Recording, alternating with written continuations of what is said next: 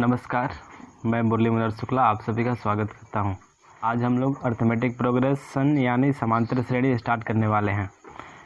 इसमें इसका जितना भी इम्पोर्टेंट क्वेश्चन होगा उसको करेंगे, जिसका कि उसी प्रकार के क्वेश्चन आपके एग्ज़ाम में आए, उसी टाइप के क्वेश्चन हम लोग करेंगे। तो चलिए स्टार्ट करते हैं। पहला क्वेश्चन दिख रहा होगा आपको। पहला क्वेश्चन में बोल रहा है कि AP दिया है 3/2, 1/2, फिर -1/2, फिर डट करके और पूछ रहा है सार्वंतर क्या होगा। आइए कुछ AP के बारे में जान लेते हैं, समांतर श्रेणी के बारे में।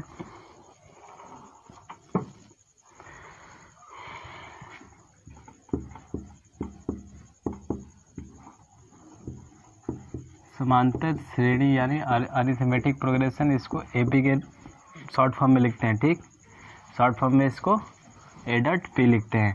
समांतर श्रेणी का मतलब होता है एक ऐसा श्रेणी, समांतर श्रेणी का मतलब होता है कि एक ऐसा श्रेणी जिसमें हर पदों का जो अंतर होगा वो एक समान हो। ठीक, एक ऐसा श्रेणी होगा जिसमें हर पदों का जो अंतर होगा वो नियत होगा, यानी कांस्टेंट होगा या फिर बराबर होगा। ठीक, यानी जैसे मैं यहाँ पे कोई श्रेणी लिख रहा हूँ, जैसे 2,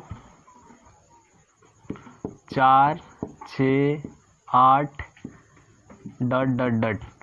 इसमें 2, 4, 6, 8 डट ये एक श्रेणी के रूप में है। ठीक, और इस श्रेणी में क्या खास है, इस श्रेणी में ये है कि हर दो पदों के बीच का जो अंतर है वो इक्वल है, यानी बराबर है। यहाँ भी पदों का अंतर, यानी 4 में से 2 गया 2 बचा, फिर 6 में से 2 गया तो 2 बचा, और फिर 8 में से 6 गया तो इसमें भी 2 बचा। इसमें ये देखने को मिल रहा है कि हर पद के बीच का जो अंतर है 2 है, यहाँ भी 2, यहाँ भी 2।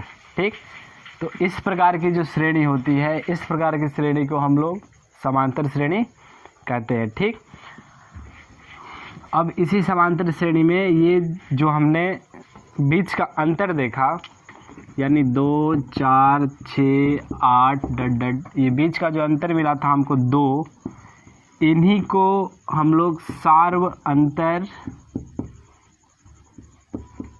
कहते हैं। ठीक, ये जो 2 पदों के बीच का अंतर होता है इन्हीं को हम सार्व अंतर कहते हैं। इसको हम लोग D से डिनोट करते हैं। ठीक,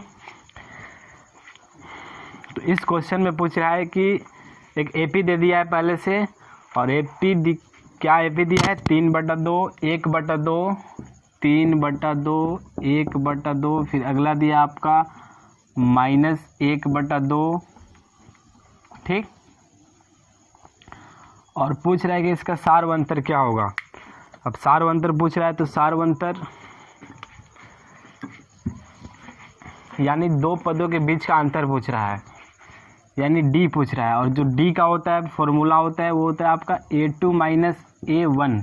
अब A2 - A1 क्या है, अब मैं बता रहा हूँ। यदि कोई AP है, जैसे A1 हुआ, फिर अगला A2 हुआ, फिर अगला A3 हुआ, फिर अगला A4 हुआ, फिर डट ये N तक होगा। ठीक, अब इसमें क्या होगा कि पहला टर्म, दूसरा टर्म, तीसरा टर्म, चौथा टर्म, इसमें 1, 2, 3, 4 डट करके N तक पद है। ठीक, अब इसमें हर पद का जो अंतर होगा, यानी इस पद में से इस पद को घटाएंगे, यानी दूसरे में से पहले को घटाएंगे, तो जो निकलेगा वो आपका D होगा। ठीक, सार्वंतर होगा।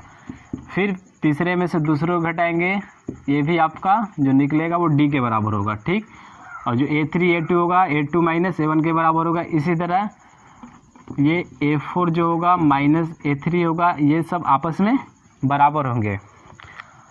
ठीक, तो D बराबर होता है A2 - A1। इसमें A2 बना हमारा 1/2, क्योंकि दूसरा पद है। पहला पद हुआ हमारा 3/2, इसको घटाएंगे। जब इसको घटाएंगे तो हमारा 1 - 3/2 यानी -2/2 कटा आपका आया -1। ठीक, तो इसका जो ऑप्शन होगा हमारा -1 हो गया, यानी option number B, option number B आपका सही होगा इसमें। ठीक, अगला क्वेश्चन भी वही सवाल है। AP दिया हुआ है 4, 10, 16, 22 डट डट डट। इसमें भी वही पूछ रहा है कि सार्वंतर क्या होगा, यानी आपका डी पूछ रहा है। तो डी क्या होता है फॉर्मूला आपका सार्वंतर का, डी बराबर होता है A2 माइनस A1, दूसरा पद माइनस पहला पद। किसी भी दो पदों को लेकर हम घटा सकते हैं, ठीक।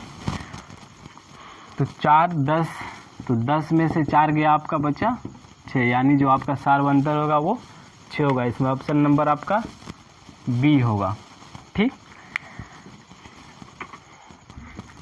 अगला क्वेश्चन में पूछ रहा है कि एपी दिया है, उसका पहला पद 4 दे रखा है और उसका सार्वंतर -3 दिया है। पूछ रहा है कि नौवा पद कौन सा होगा। एपी दिया है, उसका एपी का प्रथम पद दिया है 4, यानी A1 दे दिया है आपका 4, और फिर उसका जो सार्वंतर है वो भी दे दिया है कितना, -3, और पूछ रहा है कि उसका नौवा पद कौन सा पद, तो नौवा पद, यानी अब पद पूछ रहा है ना, यानी जैसे मान लिए हम पहला हमारा ए बना, एपी का प्रथम पद ए बना, तो दूसरा पद जो बनेगा A2, तो A2 किसके बराबर होगा, तो पहला पद में यदि डी जोड़ेंगे तो जितना आएगा वो दूसरे पद के बराबर होगा। जैसे में या मैंने 2, 4, 6, 8 एक एपी लिया, इस एपी में पहला पद 2 है मेरा, और जो दूसरा पद है 4, ये किसके बराबर है, ये 2 + 2 के बराबर है। ये 2 कहाँ से आया, ये 2 हमारा दूसरा पद में से पहला पद घटा, यानी जो हमारा डी है वो 2 है, यानी हम 2 में डी जोड़े तो हमारा दूसरा पद मिला। फिर इसी तरह तीसरा पद, यानी ये जो 6 आएगा कहाँ से आएगा, 4 में से 6 जोड़ेंगे तब आएगा, या 2 में हम फिर 2 × 2 यानी 2 गुणे डी को जोड़ेंगे तो तीसरा पद मिलेगा। इसी तरह हमारा A2 जो होगा A + D के बराबर हुआ, फिर A3 जो होगा वो A + 2D के बराबर होगा, फिर A4 जो होगा वो A + 3D के बराबर होगा। इसमें हमको क्या देखने को मिल रहा है कि हम यहाँ पे दूसरा पद निकाल रहे हैं तो यहाँ 1D मिल रहा है, तीसरा पद निकाल रहे हैं तो 2D मिल रहा है, ठीक। फिर चौथा पद निकाल रहे हैं तो 3D मिल रहा है। इसी तरह यदि हम nवां पद निकालें किसी एपी का, nवां पद कितना होगा, तब हमको 1 कम करके मिल रहा था, तो इसमें A + n में से 1 घटा देंगे और D मल्टीप्लिकेशन में, यानी हमारे nवां पद का जो सूत्र होता है वो होता है an = A + n - 1 × D, ठीक। इसी तरह इस क्वेश्चन में पूछ रहा है कि ए तो दे दिया है पहला पद, फिर डी भी दे दिया है -3, और पूछ रहा है नौवा पद। नौवा पद पूछने का मतलब A9 पूछ रहा है आपका, ठीक। नौवा पद पूछने का मतलब A9 पूछ रहा है। तो A9 जो होगा वो किसके बराबर होगा, A + 9 - 1 × D के बराबर होगा। 1 कम, ठीक, 1 कम होता है तो 9 - 1 × D के बराबर होगा। तो A का मान है आपका 4 + 9 - 1 8 × D का मान है आपका -3। 4 माइनस प्लस माइनस और 3 के 24, 24 में से 4 गया 20, यानी प्लस माइनस माइनस। आपका जो नौवा पद होगा वो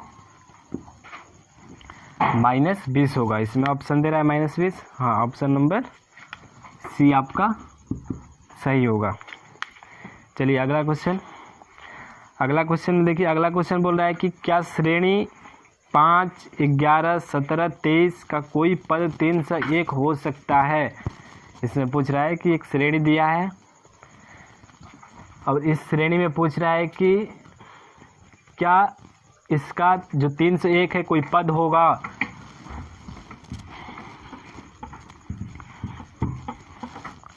श्रेणी दिया आपका 5, 11, 17, 5, 11, 17 फिर 23 फिर डट डट डट। अब इसमें पूछ रहा है कि क्या जो 301 है क्या इस श्रेणी का पद हो सकता है या नहीं हो सकता है, यही क्वेश्चन में पूछ रहा है। तो कैसे चेक करेंगे, मान लेंगे कि 301 जो है श्रेणी का पद है, और पद हो गया तो कौन सा पद होगा हमें ये निकालना है। तो जो हम कौन सा पद निकालेंगे, कौन सा पद का मतलब हमें n निकालना है, और n जो हमेशा होता है वो पॉजिटिव होता है, ठीक। और कभी भी ये पॉइंट में नहीं आ सकता, ठीक। ये जब भी आएगा तब पूर्ण रूप में आएगा, ठीक। ये जो n होता है ये हमेशा पॉजिटिव होगा, और जब भी आएगा तब पूर्ण रूप में होगा। तो मान लिए कि 301 जो है वो हमारा इस श्रेणी का पद है, ठीक।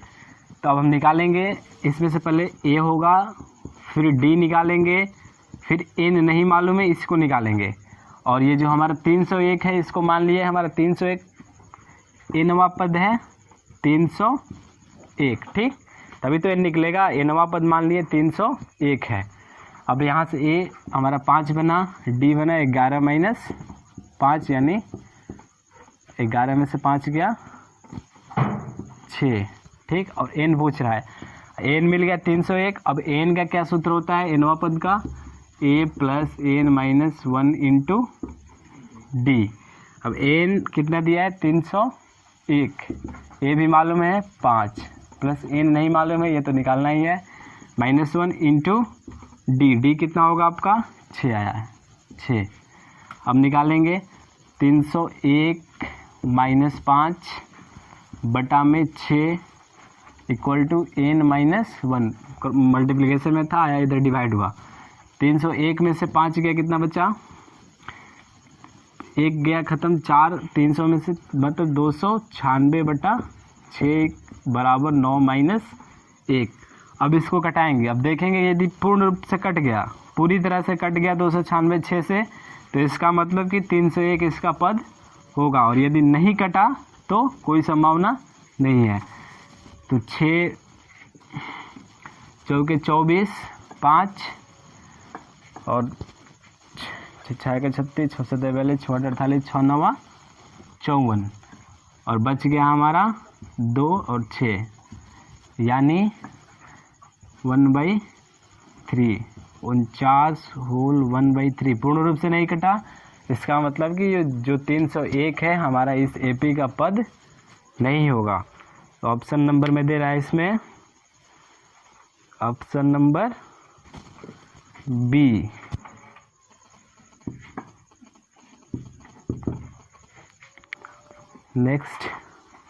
नेक्स्ट में बोल रहा है कि एपी का कौन सा पद 51 है। इसमें पूछ रहा है कि एपी का, इसमें ये नहीं पूछ रहा है कि 51 इसका पद होगा या नहीं होगा, इसमें पूछ रहा है कि कौन सा पद 51 है, ठीक। तो इसमें भी वही पूछ रहा है कि आपका n बताना है कि n बराबर कितना होगा। बाकी सब दिया है, कौन सा पद 51 होगा तो उसको n को मान लेंगे कि हमारा जो n है वो 51 है, ठीक। एपी दिया आपका 11 15 19 ... और पूछ रहा है कि कौन सा पद हमारा 51 होगा। मान लिए कि हमारा जो n पद है वो 51 है, ठीक। अब इसका a मालूम है हमको, फिर d मालूम है 15 - 11 यानी 4, ठीक। अब हमको n निकालना है, तो n का सीधा सीधे फार्मूला लिख रहे हैं, इसको याद कर लेना। n का फार्मूला होता है an माइनस a बटा में d, ठीक, और फिर प्लस 1। क्या होता है n बराबर an माइनस a बटा में d और होल ब्रैकेट बंद, फिर प्लस 1, ठीक। इसको याद कर लेना कि ताकि फिर an equal to a plus n minus 1 into D करके फिर उतना सॉल्व नहीं करना पड़े, आपका इसमें टाइम बचेगा। अब यहाँ वैल्यू पुट करें और इसको सॉल्व कर लें। an का मान है हमारा 51, फिर माइनस a का मान है हमारा 11 बटा में d का मान है हमारा 4 और फिर प्लस 1 आया आपका 51 में से 11 गया 40 बटा 4, फिर प्लस 1 4 दाम में 40 10 प्लस 1 यानी 11। जो हमारा 11वां पद होगा वो 51 होगा। ठीक, ऑप्शन नंबर इसमें होगा आपका सी नंबर। ठीक, आज हम लोग इतना ही क्वेश्चन करेंगे, फिर इसके आगे इसका जो बची हुई क्वेश्चन है उस क्वेश्चन को हम लोग अगले वीडियो में करेंगे। तब तक के लिए बाय बाय।